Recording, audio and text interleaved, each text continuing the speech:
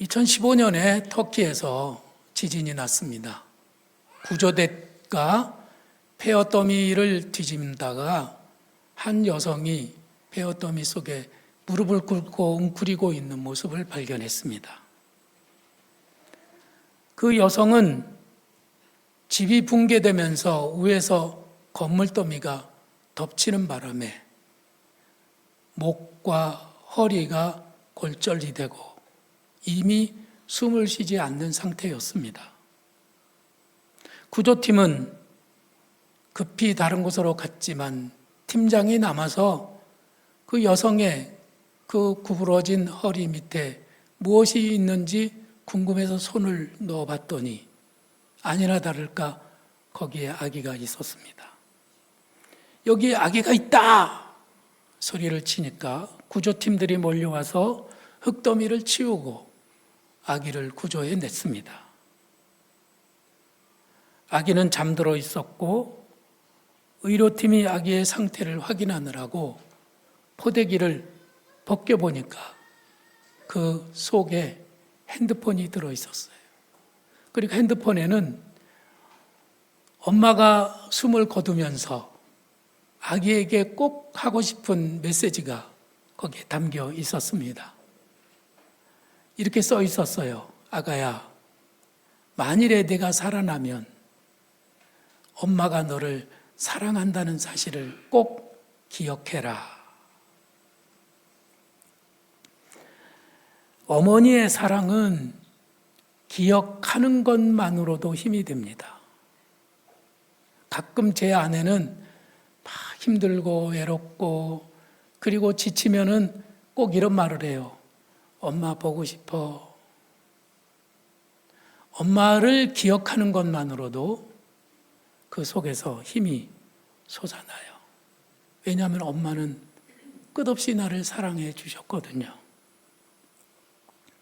여러분들은 다 사랑받기 위해 태어난 분들이고 소중한 분들입니다. 근데 여러분들은 또 우리가 받은 사랑을 우리 자식들에게 또 다른 사람들에게 나눠줘야 될 귀한 사명을 받은 분들이라는 거 기억하시죠? 왜 또 대답이 안 됩니까? 기억하시죠? 네. 아주 재수없는 사람을 우리는 뒤로 넘어져도 코가 깨지는 사람이라고 말합니다. 요셉은 17살에 꿈을 꿨는데 11 형제의 곡식단이 자기 곡식단에게 절을 하고 하늘의 11별과 해와 달이 자기에게 절을 하는 꿈을 꿨습니다. 그 꿈을 꾼 다음에 형제들에게 미움을 받아서 애굽의 노예로 팔려갔죠. 형들이 요셉을 팔아먹었습니다. 형들에게 배신을 당해가지고 애굽에서 종살이를 하는 요셉의 마음은 엄청 힘들고 불편했을 겁니다. 그는 11년 노예 생활을 열심히 성실하게 해서 그가 그 집에 모든 노예들의 우두머리인 청지기가 됐습니다. 잘 되는가 싶었는데 그만 주인의 아내로부터 유혹을 받고 그 유혹을 뿌려쳤다고 하는 것 때문에 억울하게 누명을 쓰고 감옥에 갇히게 되었잖아요. 요셉은 얼마나 억울했고 얼마나 힘들었을까요? 그는 참으로 기구한 운명을 타고난 것 같습니다. 요셉은 그 상황에서 얼마나 벗어나고 싶었겠습니까? 지난주가 아니죠? 몇 주 전에 제가 여러분에게 이 말씀을 전했어요. 요셉이 감옥에서 술 간원과 떡 간원의 꿈을 해몽해 줬다는 얘기까지 했죠. 술 간원이 바로 왕에게 가서 이제 술을 다 받들게 됐습니다. 요셉은 술 간원에게 신신당부를 했습니다. 당신이 살아서 바로에게 술을 다시 바치게 되면 저의 이 억울함을 풀어주시고 제가 이 감옥에서 나갈 수 있도록 꼭 좀 도와주세요. 아이 내가 꼭 그렇게 할게. 요셉은 손가락을 걸고 약속도 하고 도장도 찍고 프린트도 하고 그래서 신신당부를 해서 그 사람이 그렇게 하겠다고 했지만은 사실 요셉은 그 술관원장으로부터 잊혀짐을 당하고 말았습니다. 요셉은 그만 그 술관원에게 까맣게 잊혀지고 말았어요. 성경은 이렇게 말씀하고 있죠. 술관원은 요셉을 기억하지 못하고 그를 잊었더라. 잊어버렸어요. 요셉은 그 술관원에게 기대를 걸었습니다. 그가 이제 바로 왕에게 가면 내 사정을 얘기해주고 나를 풀려나게 해줄 거야. 기대를 했는데 아무것도 안 됐어요. 이 일을 통해서 하나님께서는 요셉에게 또 하나의 교훈을 주셨습니다. 어떤 것이었을까요? 그것은 방백들을 의지하지 말며 도울 힘이 없는 인생도 의지하지 말라 하시는 말씀이었어요. 우리들은 자식을 키우면서 혹시 자식이 잘 되면은 나한테 잘해줄지도 몰라. 또 저는 목회를 하면서 어려움 당하는 사람을 보면 이렇게 도와주고 세워주고 살 수 있도록 길을 열어준 적이 여러 번 있었습니다.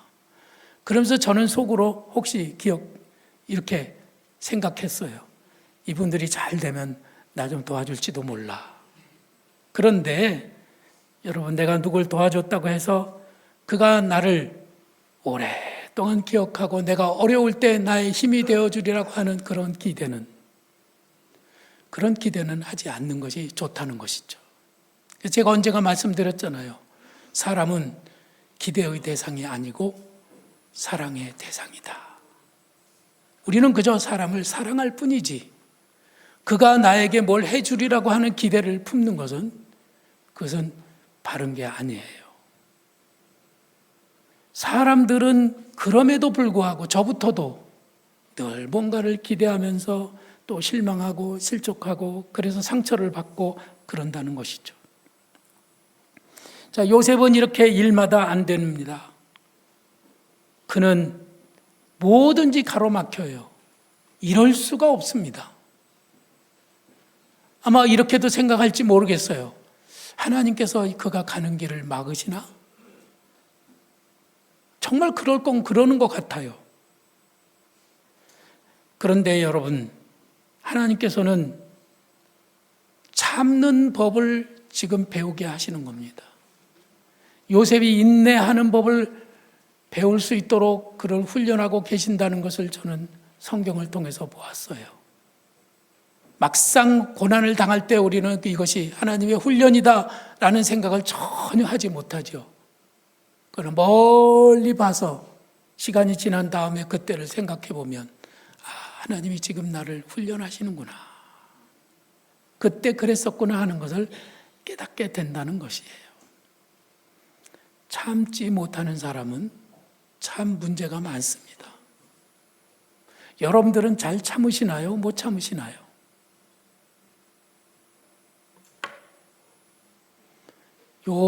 며칠 전에 어느 한 청년이 자기 여자친구를 살해했다는 소식을 우리들이 들었죠. 근데 그 청년이 수능 시험에 만점을 받은 청년이고 명문대 의과대학을 다니는 의대생입니다. 여러분, 수능에 만점 받은 사람 혹시 주변에서 본 적 있으세요? 이건 너무 귀한 사람이라 저는 그런 사람을 지금 저도 한 번도 본 적이 없는데 이 청년이 바로 그런 사람이었어요. 그런데 이 청년이 어렸을 때부터 이렇게 공부도 잘해, 뭐든지 다 잘해서 뭐 아무것도 문제가 없는 것처럼 성장해 왔는데 이 청년이 우등생이었지만 공부를 잘하는 우등생이 인생의 우등생은 될 수 없다고 하는 것이죠. 그만 여자친구를 사귀면서 문제가 생긴 거예요. 이 친구와 헤어져야겠다. 그러면서 마음의 상처를 받았습니다. 참지 못한 거예요. 인내하지 못하는 겁니다. 조금만 참을 수 있었다면 그 어려운 고비를 이길 수 있었을 텐데 참지 못했기 때문에 그 고비를 넘기지 못하고 그만 큰 일을 저지르고 만 것이에요. 옛날에 우리 어르신들이 하는 말이 참을 인이 세 개면 살인을 면할 수 있다 이렇게 말했잖아요. 아기들은 걷기 전에 다치지 않고 넘어질 수 있는 법을 배웁니다. 우리 하나님은 우리들이 상처받지 않고 사랑하는 법을 배우기를 원하세요. 무슨 일이 힘든 일이 있으면 누구에게 상처를 받았으면 정말 내가 참을 수 없다는 분노가 일어나고 배신감 때문에 정말 죽을 것 같이 힘든 순간이 찾아온다면 그때 우리들은 그럴 수도 있겠구나 생각을 해보는 겁니다. 툭툭 털고 일어나면서 그럴 수도 있겠지 이렇게 하면 그 고비를 넘길 수 있다는 거예요. 한번 따라서 해봅시다. 지금은 아니지만 언젠가 그런 순간이 오면 여러분들이 그렇게 말하고 그 고비를 넘기라는 거예요. 한번 따라서 해봐요. 그럴 수도 있겠구나. 그러면 살인을 면할 수 있어요. 하나님의 뜻 안에서 우리들이 기다리다 보면 반드시 주님의 시간이 찾아오는 겁니다. 주님의 뜻이 이루어지는 그날 반드시 보게 될 줄로 믿습니다. 아멘입니까? 네. 그러면 주님의 시간이 요셉에게 어떻게 찾아왔을까요? 성경에는 이렇게 기록이 되어 있습니다. 41장 1절에 만 2년 후에 바로가 꿈을 꾸니. 자, 2년 동안이나 술간호는 요셉을 잊고 있었어요. 까맣게 잊어버리고 2년이 지났습니다. 그리고 바로 왕이 꿈을 꾼 겁니다. 첫 번째 꿈 속에서 바로는 나일 강가에 서 있었는데 살찐 암소 7마리가 풀을 뜯었습니다. 그런데 흉악하게 파리한 소 7마리가 나타나서 그 살찐 소 7마리를 잡아먹었어요. 그 이어서 바로 꿈을 꾸는데 또 충실한 7 이삭이 있고 또 마른 7 이삭이 있었는데 마른 7 이삭이 충실한 7 이삭을 다 삼켜버렸어요. 자, 소 그리고 이삭. 그것은 소는 목축을 의미하는 것이고 이삭은 농업을 의미하는 겁니다. 이때 당시 수천 년 전 애굽에서는 이 소를 키우는 것과 그리고 농사를 짓는 것이 당시의 첨단 산업이에요. 오늘날 우리나라로 하면 무슨 일일까요? 이것이 반도체를 만드는 것과 자동차를 만드는 것처럼 그 나라에게는 굉장히 중요한 그런 경제적인 일이었던 거예요. 자, 하나님께서는 지금 바로에게 뭔가 이 나라에 있을 중요한 일을 지금 알려주고 계시는데 바로가 멍청해서 그것을 알지 못하는 겁니다. 바로는 이것이 굉장히 중요한 일인 것이 분명한데 무슨 뜻인지를 알지 못해서 마음이 심란했어요. 그래서 나라의 모든 점술가들을 그리고 모든 지혜롭다는 사람들을 불러서 자기 꿈 얘기를 해주고 이 꿈을 풀어봐라 그러는데 아무도 풀지 못합니다. 하나님이 주신 꿈은 하나님의 사람이 푸는 겁니다. 성령의 역사하심이 아니면 그걸 풀 길이 없는 거잖아요. 이런 상황에서 매일같이 바로에게 술을 바치는 술간원이 생각하기를 감옥에 요셉이라는 청년이 있었지. 그래서 2년이 지난 다음에 바로가 꿈을 꾸게 되고 이 술간원이 드디어 그때서야 요셉을 기억하게 된 거예요. 술간호는 왕에게 요셉을 소개했습니다. 임금님, 저 감옥에 요셉이라는 청년이 있는데 꿈을 기가 막히게 잘 풉니다. 그 청년을 데려올까요? 그래서 바로 왕은 청년 요셉을 불러왔죠. 요셉은 왕 앞에 섰습니다. 그리고 왕에게 말하기를 하나님께서 좋은 해석을 주실 겁니다. 좋은 대답을 주실 거라고 그렇게 확답을 합니다. 바로의 꿈은 하나님이 이집트에 7년 풍년을 주시고 곧 이어서 7년 흉년을 주시는데 그 흉년이 얼마나 심한지 그 흉년 다음에 나라는 망하게 될 거다. 이런 내용이었어요. 이것을 우리식으로 말하면 이런 겁니다. 7년 동안 막 사업이 너무너무 잘 되고 엄청나게 좋은 일들이 일어나는데 그 일이 있은 다음 7년 동안은 무지무지 나쁜 일들이 막 계속 일어나가지고 망하게 된다는 거예요. 보통 점쟁이들이나 꿈을 해석하는 사람들은 거기까지 해석하면 끝입니다. 그런데 요셉은 그 꿈을 해석해 줄 뿐만 아니라 그 흉년 7년의 나라가 망할 수밖에 없지만은 요렇게 하면 나라가 망하지 않고 보존될 것이라고 대책을 지금 제시하고 있는 겁니다. 글씨가 많지만 읽어보면 이런 거예요.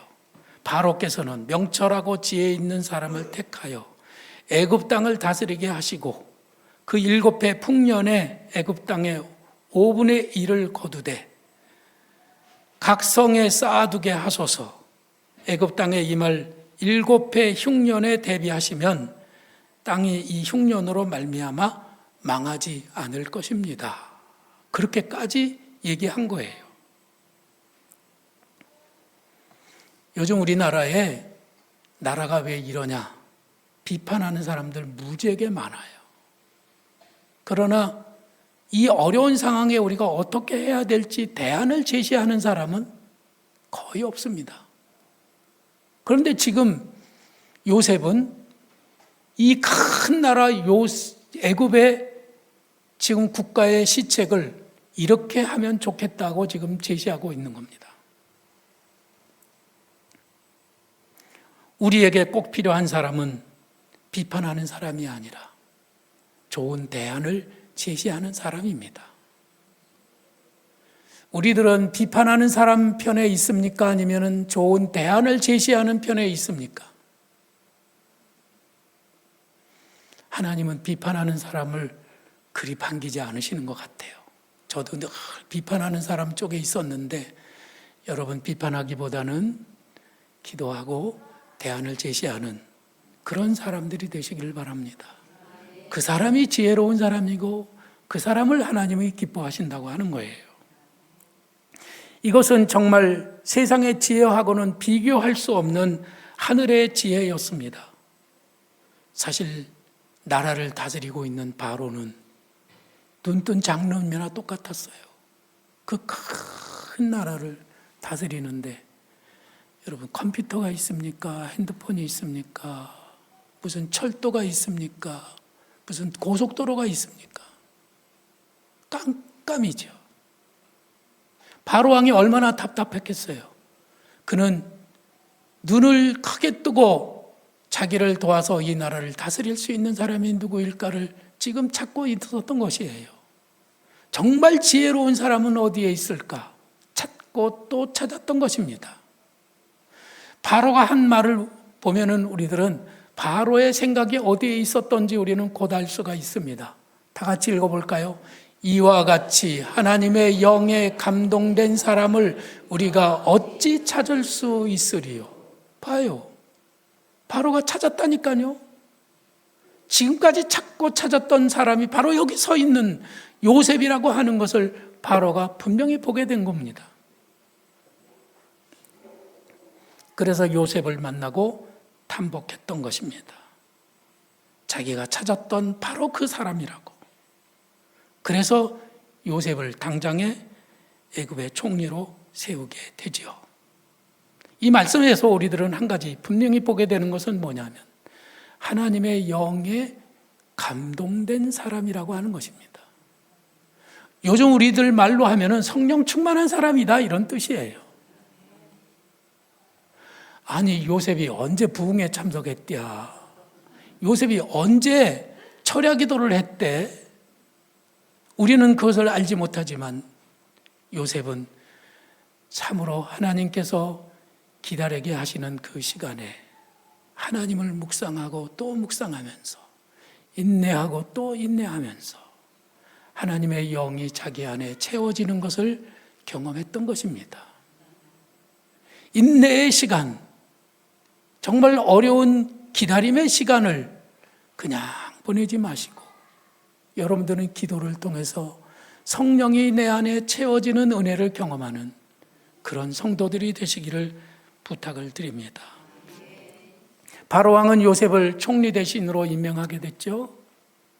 이것이 바로 늦어짐의 은혜인 것입니다.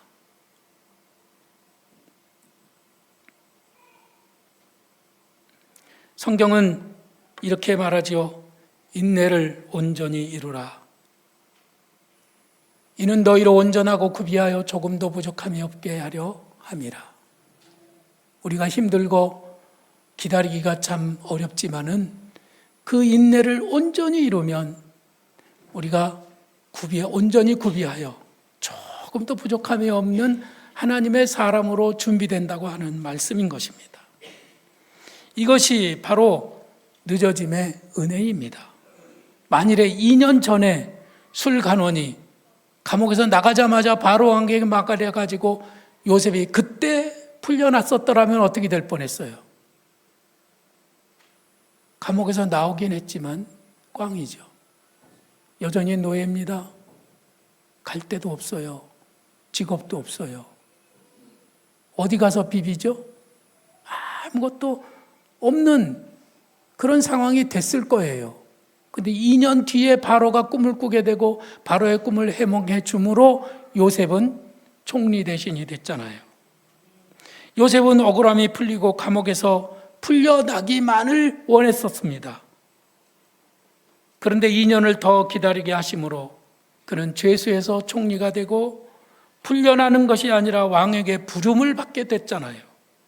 하나님께서는 억울함을 푸는 것이 아니라 그의 얼굴을 빛나게 해 주셨습니다. 참아내기는 힘들었지만 참기를 참 잘했죠? 참기를 잘했어요. 우리들의 인생도 마찬가지입니다. 혹시 여러분들 뭔가를 기다리며 참고 계십니까? 조금 더 참아보는 게 좋겠습니까? 아니면 지금 엎어버리는 게 나을까요? 조금 더 참아보는 게 훨씬 낫겠죠? 그래서 바로 그 늦어짐의 은혜를 경험하는 복된 하나님의 사람들이 되시기를 축복합니다. 성경 말씀에 하나님을 사랑하는 자, 곧 그 뜻대로 부르심을 입은 자들에게는 모든 것이 합력하여 선을 이루게 된다고 말씀하셨습니다. 하나님은 요셉이 노예 생활하면서 고생한 거 11년, 감옥 생활하면서 보낸 2년, 그 혹독한 고난의 시간을 보내고 있을 때 하나님은 요셉을 위하여 더 큰 상을 준비하고 계셨습니다. 여러분, 노예 생활과 감옥 생활을 그것을 치르고 났더니 총리 대신이 됐어요. 성경은 이렇게 말하죠. 현재 우리가 당하는 고난은 장차 우리에게 다가올 영광과 좋게 비교할 수 없도다. 고난이 큽니까? 상이 큽니까? 상이 엄청나게 커요. 비교할 수 없을 만큼 크다는 겁니다. 지금 우리가 겪고 있는 이 어려움들, 우리가 기다리면서 인내하면서 겪는 그 모든 수모들이 우리가 장차 받게 되는 영광과 비교할 수 없을 만큼 눈에 보이지 않는 것이 될 거다, 이 말씀이에요. 우리가 견디는 인내의 시간도 반드시 보상이 되는 날이 올 줄로 믿습니다. 성경에 말씀하십니다. 우리가 선을 행하되 낙심하지 말지니 포기하지 아니하면 때가 이름에 거두리라. 우리는 그 날을 기다립니다. 고생한 날수와 수고한 연수대로 갚아주시는 그 은혜를 여러분들이 꼭 경험하고 누리는 성도들이 되시기를 바라고, 그날을 위해서 지금 인내의 시간을 기도로 꽉꽉 채워가며 성령 충만한 성도들이 되시기를 축복합니다.